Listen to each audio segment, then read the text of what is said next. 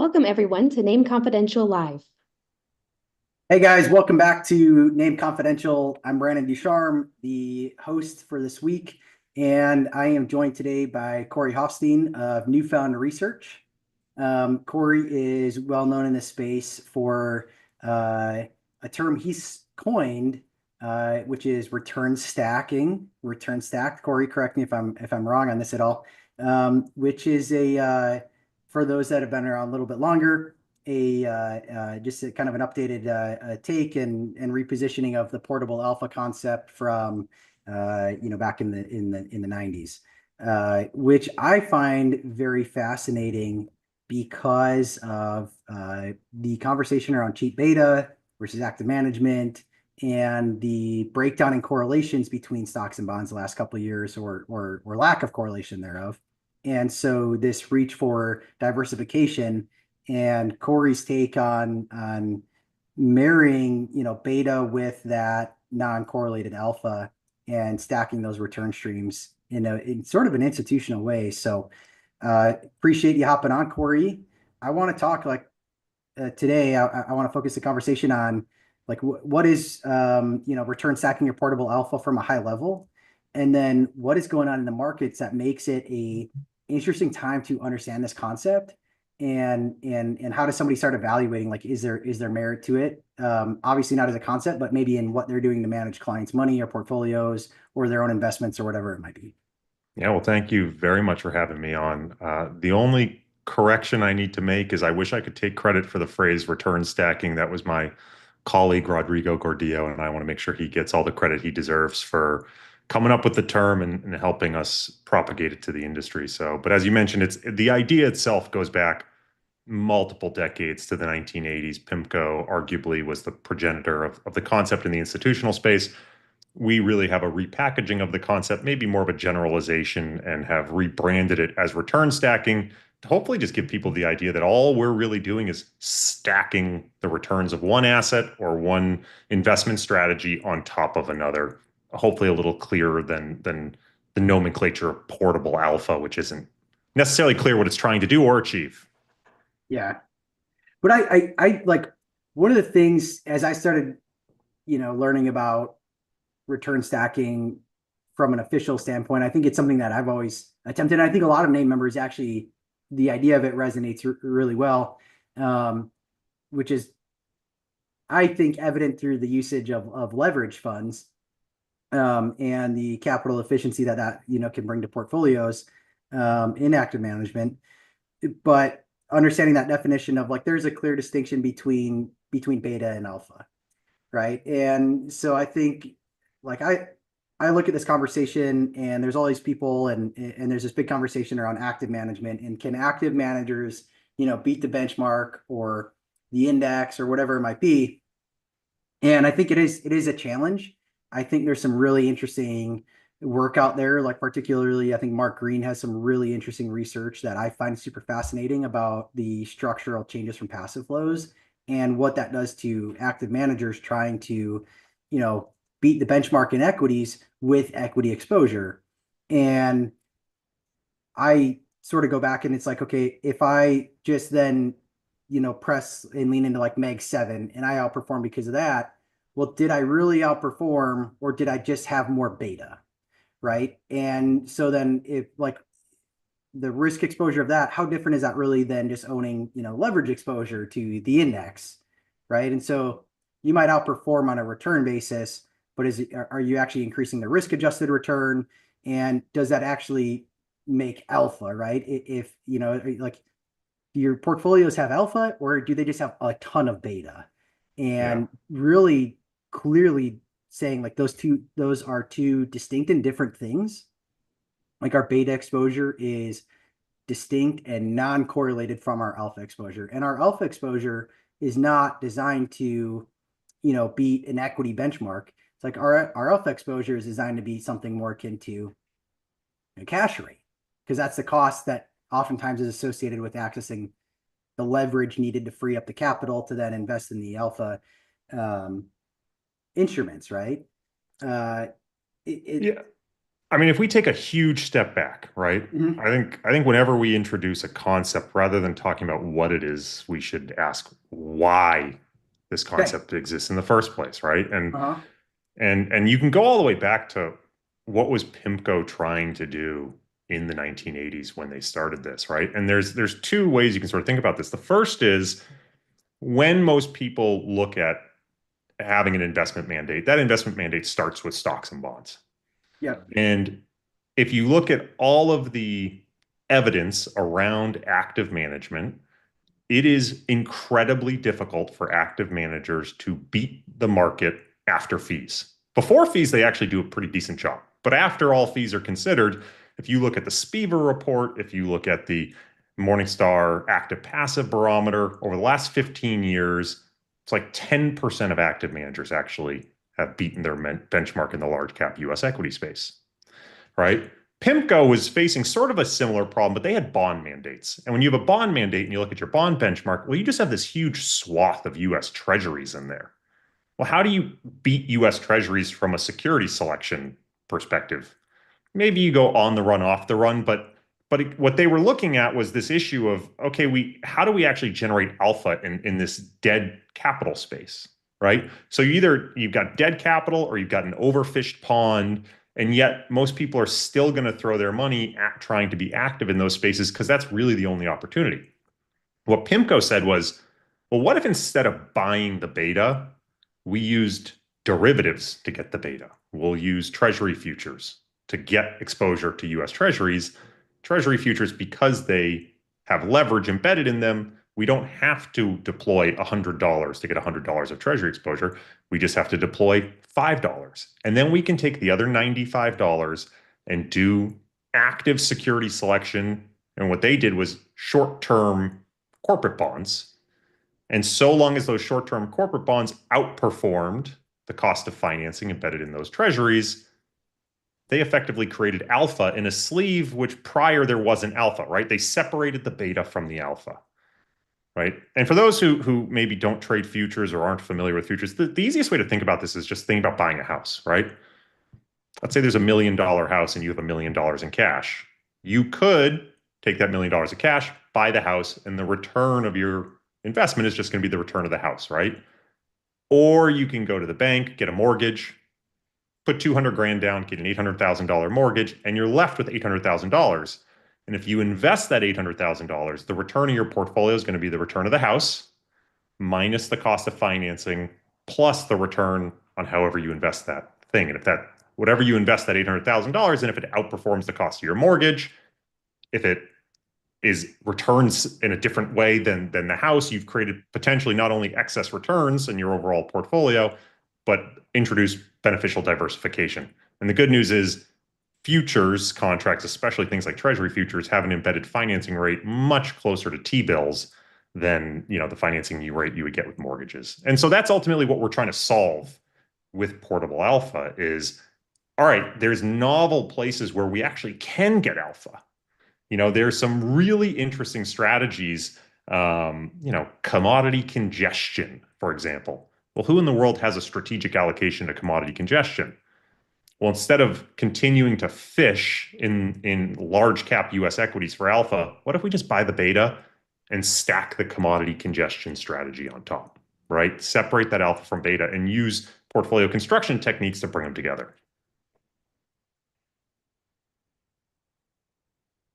This is something that I think really flips the script on the Boglehead community, because there is there's a cost to this, but there is at least in my mind, a clear pathway forward for winning, so to speak, right? Like you do have the opportunity to generate a meaningful return in excess of your cost of financing on it. The return might be underwhelming if you look at it like directly, right? Like no one looks and goes like a 6% return. Wow, that's changing my life, right? But if your cost of financing, on the embedded in the futures is something more akin to T-bills, like you said, it's a free 2%. What are some of like the risks though that people would maybe want to be aware of if they start looking at deploying a strategy like this? Yeah. It really depends how Obviously, like retail depends how people you aren't just deploy gonna, it. like, yeah, it's like, retail investor doesn't just get to hop on and be, oh, I'm going to build my portfolio. I'll buy some futures contracts for beta exposure, and I'm going to go buy some, you know, cocoa and coffee and sugar futures, and, Yeah. off to the races. This is going to be great. There's like there's some sophistication there. Yeah. Well, let me before I want to get into that because I think it's a really important point, but I want to maybe put some numbers behind what you were just saying about stacking some of that alpha, right? Sure. So from 2013 to 2023, I don't have updated 2024 numbers yet, but if you look at the top quartile of active managers, large cap US active managers, they generated 120 basis points on average of alpha. Not so bad. If you look at the excess return of just a generic hedge fund benchmark, so take the return of generic hedge funds after fees, after performance costs, subtract out the return of T-bills, it's closer to 250 basis points, right? Okay. So your choice here is to say, I think I can identify a top quartile active large cap equity manager and stick with them and or be one. And by the way, there absolutely are people who can be that person and or identify that person, but most of us can't, right? I can identify them and I'll get 120, 150 basis points historically, or I can just buy generic hedge fund beta. Don't even have to assume good manager selection. I can just buy some hedge fund like strategies and use this stacking concept to add them on top of my equities. And I would have outperformed all that alpha that was generated by the top quartile managers, right? And so what I think is really interesting here is like through a thoughtful structure, we can reduce our hurdle rate for adding value regardless of skill, right? Because we're now just saying, well, at the level of the portfolio, a portfolio doesn't know the difference between true alpha and novel beta, right? Even if we add some interesting betas to our portfolio, like gold, right, that we think will go up over time, you can just stack gold on top of equities. You don't have to make the either or decision anymore. You can just stack gold as a potential diversifier and benefit from those returns over the long run. What's the risk? Well, you used the L word right out of the gate. It's leverage, right? There's no hiding that this is employing some form of leverage. And if you look at every major financial catastrophe, pretty much in the history of finance, leverage is at the scene of the crime. The big difference, though, is leverage usually isn't there alone. It's usually there with concentrated risk, and it's usually there with illiquidity, right? That's the big risk. Is if you combine the three amigos of financial crisis. Yeah, they're absolutely. And so, if you use leverage to introduce diversification, and if you use leverage to only invest in liquid things that can easily be rebalanced, it's a lot harder to get in trouble. Now, that said, it doesn't, diversification, when something's uncorrelated, it doesn't mean it's a hedge. Mhm. Diversification takes time for the benefits to really compound out. And so you can't put yourself in a position that you have so much leverage that, all your components being down in a single day would wipe you out. You need to be prudent about the total amount of leverage you're going to use. Yeah, I think we saw that Monday with Nvidia's drop and the 3x leveraged ETFs, right? I mean, that's a near catastrophic drawdown. You have enough leverage and you take what would have been 18 or 19% drawdown, it's magnified out, 60% drawdown. So, but that's a perfect example of looking at that as a line item versus looking at it as a portfolio concept, right? So let's say for whatever reason you wanted a 10% position in NVIDIA. You could put 10% of your money in NVIDIA, or you could put 3% of your money in a 3x levered NVIDIA.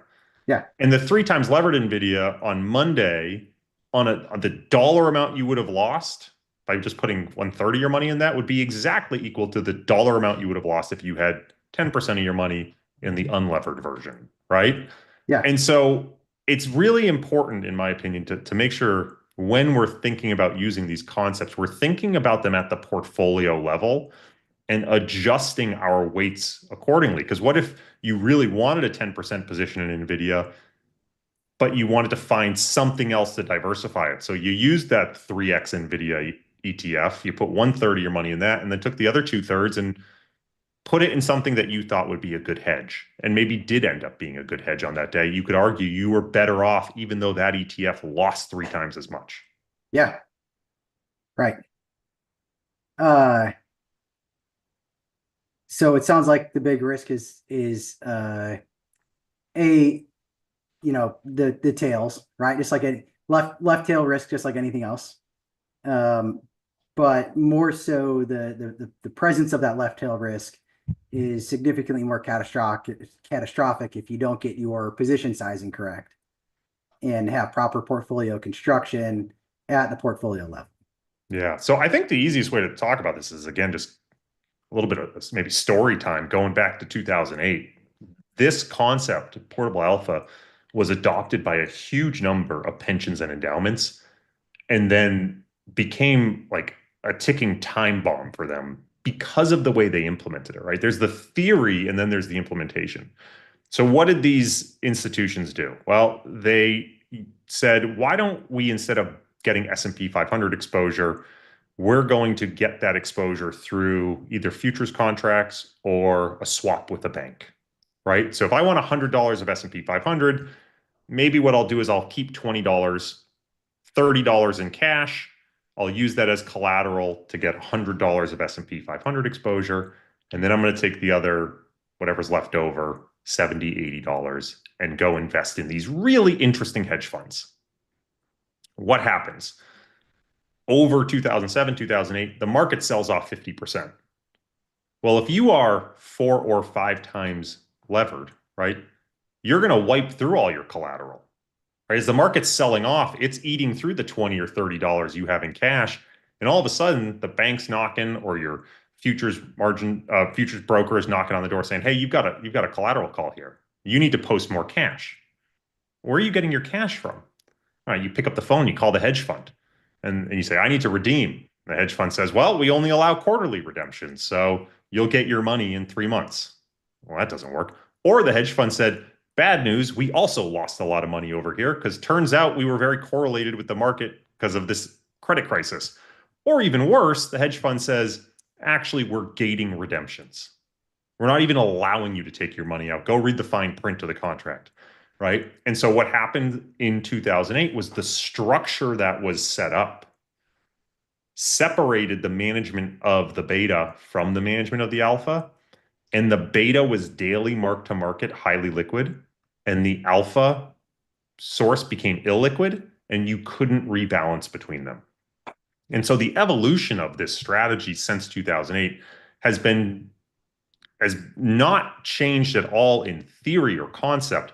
It has changed tremendously in implementation to get rid of those frictions so that you can't get yourself into trouble nearly as easily or at all with that sort of, hey, we need to free up some capital for collateral to manage. And a lot of this, institutionally gets done with swaps and futures and trading all this stuff. For individual investors or advisors, they can access all this through ETFs now, right?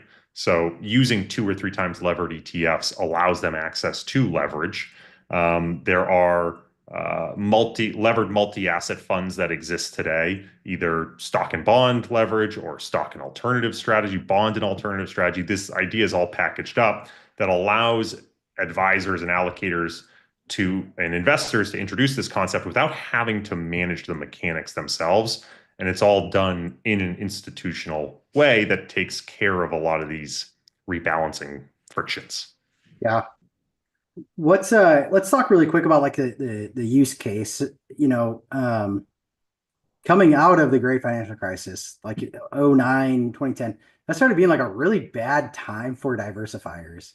And I think there's some different theories or thoughts, reasons why, but in general, right, it hasn't been a great playground. The only game in town, so to speak, has been, large cap US equity. And so over that time frame, like it's been largely, like, I don't know, you could maybe describe it as painful to be diversified, right? I know there's one of the sayings I picked up from Mike Guyed when he said, like, it really is realistically, like, being diversified means owning something you don't like. Like, there has to be something underperforming. But for so long, there was this underperformance in diversifiers, whether it was managed futures, other forms of alternatives, bonds, whatever. Like, even within the equity space, diversification sometimes was just kicking you in the guts. What kind of environment are we in? Or, like, what has changed structurally that there's now a change in sentiment, or a change in need, or change in viability of looking for diversifiers in portfolios and not just owning more beta? Yeah. Well, look, as you pointed out, alternatives and diversifiers can go through their own lost decades, the same way stocks can, right? For those of us who were around in the 2000s, we will remember that stocks had a lost decade. And then the 2010s were a fantastic ride. And alternatives sort of did the exact opposite. In the 2000s, people wanted emerging market exposure. They wanted commodity exposure. They wanted gold. They wanted CTAs. They wanted long short equity. All of that stuff was great and people were clamoring for it. And then post 2008, all of it stopped working. And I think I'm using the air quotes here, if anyone's just listening and not watching, to say stopped working, because it didn't fall apart. It worked. The problem becomes, people, when they build portfolios, aren't actually starting with a blank slate. They're typically starting with some sort of policy portfolio of stocks and bonds. And adding in diversifiers has traditionally been an approach of addition through subtraction, that I need to sell stocks and bonds to make room in my portfolio to add these diversifiers. This does two things. One, there's a very real performance hurdle that you have to overcome. So if your expectation for stocks and bonds is to do 7% a year, and you're selling stocks and bonds to make room for your diversifier, and you only expect your diversifier to do 2% a year, 3% a year, well, all of a sudden, that's not an attractive trade-off. But for those of us who are managing money on behalf of other people, you have this principal agent problem that you have to manage your client from a behavioral perspective, and telling them to just stick with these diversifiers year after year after year after they underperform. At a certain point, underperformance, like, you experience it in dog years. Like, 3 years of underperformance to a client feels like 21 years, and they're going to fire you, right? So, and I'll get to your question, right? But my point is, like, this is the fundamental problem of diversifiers is they tend to be more opaque, less tax efficient. Clients are less likely to stick with them. It's just a hard thing to structurally embed in a portfolio. You can make an argument today that, we went through a period of market stabilization post 2008, and that the 2020s are primed for economic volatility. But I'm loath to ever say it's different this time, right? Because in a decade, we could look back at this and go, wow, it was the same. The whole idea of return stacking, or portable alpha, right? You can look at it through we're adding a return stream to enhance returns. You can also look at it as, we're adding a return stream to diversify without having to give up our stocks and bonds, right? So if we think managed futures trend following is a really good diversifier, I can sell stocks and bonds to buy a managed futures fund, or I can figure out a way to stack managed futures on top of my stocks and bonds. So I keep that stock and bond beta. And then if managed futures goes nowhere for a decade, well, I'm not hurt in the opportunity cost of having sold my stocks and bonds. I have no idea if this decade is going to be more untethered than the last. There's a lot of people who would argue there's a lot of opportunity, right, for macroeconomic volatility that would support people building in more diversifiers into their portfolio, more inflation volatility, more currency volatility, more commodity volatility.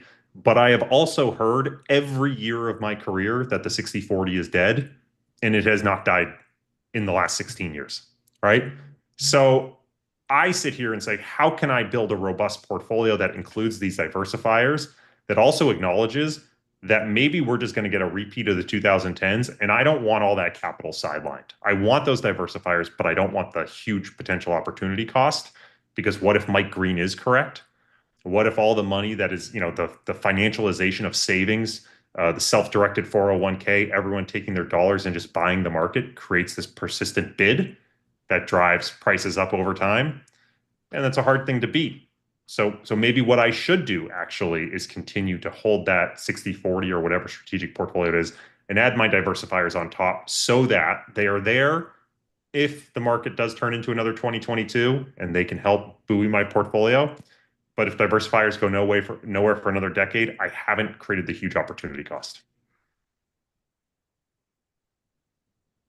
The greatest hedge we all need of all is the hedge against ourselves being wrong, I suppose. Yeah, I mean it's right. Part of what's enjoyable about markets is having conviction and placing a trade, but all of that needs to be survivable. So for me, I think the greatest case study is for myself is always just talking about what I do myself. I hold a bunch of stocks and bonds, and then I have like a 60 to 70% notional overlay of diversifying strategies like trend following, multi-asset carry, merger arbitrage, gold, that sort of stuff. I want my stocks and bonds. And I actually hold, for someone my age, probably a portfolio that's less risky than I would otherwise because I'm using all that leverage to add additional return streams. The whole portfolio has a vol that would be similar to a more aggressive portfolio, but I get to be less concentrated in stocks, especially where stocks are, at such elevated valuations. But again, everyone's been saying stocks are at elevated valuations going back to like 2013. And you wouldn't want to have been sidelined for that ride either. It's like kind of funny. There's been some really maybe tight windows of buying opportunity, but largely you can look and say the stocks have been overvalued, I think, since like the early 90s. I mean, there's a lot of arguments as to why, right? I mean, you could argue that there are structural shifts up in valuation as markets become safer, right? It's easier today to buy the market in a safer way than it's ever been before. It costs you nothing to go buy one share of, Vanguard's S&P 500 fund and be very confident in the security of your purchase. Talking about the risk premium in equities going back 70 years, you couldn't have done that really. It's just a very different market. And so there's an argument that things should be structurally higher.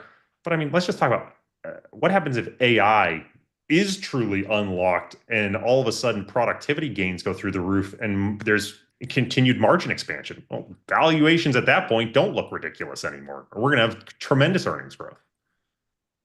Yeah, that's like one of the most interesting things about the market always is that it's the group think. No, that's like not really the right word. Maybe I want to use a nerdy phrase like hive mind, like the hive mind of the market is thinking something. And this kind of plays into like efficient market hypothesis, right? Like to a certain degree. But if the general consensus of like all these people that have collection and combination of information thinks, AI could push stuff, productivity to this insane level we've never seen. And so they're pricing that in because markets are that discounting mechanism. Who am I to necessarily say that's wrong? I don't know. Even if I have the theory, how convicted and concentrated am I willing to be on my opinion that the rest of the world is wrong? Especially going back to just the evidence, the dramatic amount of evidence against market timing and against security selection. And again, there are people who can absolutely do it. People who are, I know, brilliant stock pickers, and I know people who have time and time again made brilliant market timing calls. So this is not to say it can't be done, but the average person probably can't do it, right? Yeah. And so I think we have to be realistic about where we are on the spectrum of those skills. I am not by any means a superior stock picker. That is not my game. I will lose that game and I will underperform, right? And so for me, the game I would rather play is be smarter about portfolio structure and have some humility as to where I can actually add value and what I'm willing to do that most people aren't, right? Most people aren't willing to use leverage in their portfolio. So that creates, in some cases, opportunities for outperformance where there's leverage aversion. And so I'm willing to do what the finance textbooks say you should do, build a more diversified portfolio and lever it up. And most people won't do that. Most people will just go more concentrated into stocks. And so to me, I think my structure is ultimately the advantage that I'm looking for. It sounds like an interesting way to add value to clients that is, I don't know, like, it's not even necessarily unique. It's like you said when we started out, you're not, you didn't necessarily come up with this concept. Actually, like not even necessarily, you definitely didn't come up with the concept, right? It's been around for decades. It's a form of active management, but it's one that's implementable. And man, I think like what's also interesting about some of this stuff to me is when I get the wheels turning of like, okay, well, what does it look like? So if you are an active manager that you think you have really good timing skills, right? Like this isn't a portfolio concept that has to be like an either or. Like your beta could still be tactical and you could still overlay your diversifiers, right? 100%. You could, yeah, it's like, I mean, sometimes this stuff is easier to just, if we brainstorm a very simple example, but like, let's say an investor has a 60/40 portfolio, right? yeah, And what we do is we say instead of holding 60% in stocks, 40% in bonds, we're going to put 30% of the portfolio in a 2x S&P fund. mhm. And we're going to put 30% in cash and 40% in bonds.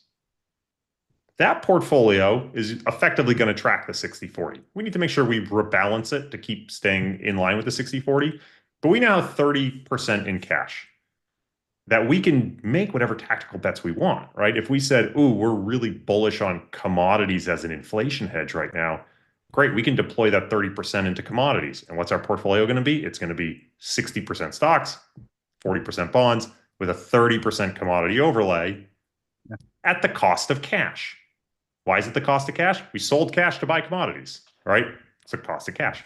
Now that you got to be, again, careful about how you're getting the leverage. Those 2x S&P ETFs are expensive, tax inefficient. There's some implementation drag that occurs. But more or less, just from a theory perspective, right, that cash, you could say, well, I'm actually really bullish equities. I'm going to buy some more equities in there. Now you're more than 60% equities, right? You're using that leverage to concentrate. Maybe you're bearish. Maybe you buy some short ETFs, right, that take you one time short. So now you're 60% long equities with the 2x, you're 40% long bonds, but you're 30% short in your overlay. So your net exposure is just 30% equities. So there's all sorts of things you can do by just holding 3 ETFs that give you a 60/40 like exposure, plus all sorts of tactical overlays that you could implement. Yeah. The financial system continues to be more and more complex than my grandpa would have ever expected. But I'm grateful for it personally. I find it really fascinating. And I appreciate you took some time to come share your thoughts, Corey, with the organization today and with any of our listeners.